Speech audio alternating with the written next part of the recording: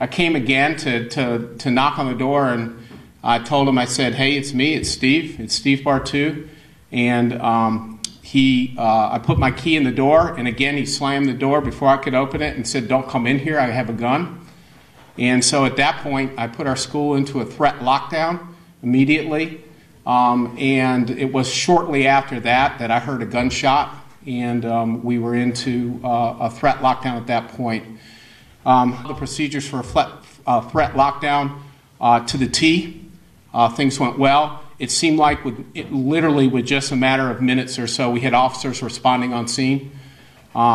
We did evacuate a part of the hallway, and where the classroom of the incident took place. Officers helped us do that and cleared that area of the building fairly quickly, got kids into a safer location. They were safe, but got them into a safer location of the building. And at that point, at the direction of the police department, we decided to go ahead and evacuate the entire school to our agreed upon reunification, which is here at the Trade Center right now.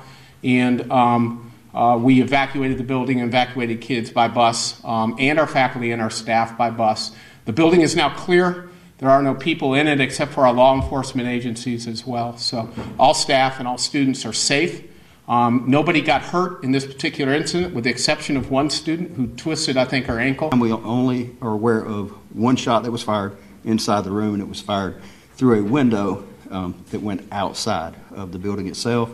But we don't have any additional details on that right now. The investigator that has interviewed and spoken to Mr. Davidson, I haven't had the opportunity to sit down with him yet to see what they've gleaned from that interview.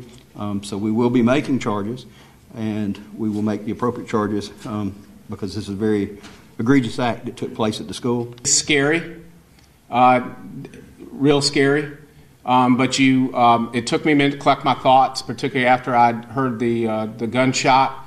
But you kind of go into a point where you do what you're supposed to do and what you trained to do, and that's exactly what occurred then at that point. So at that point.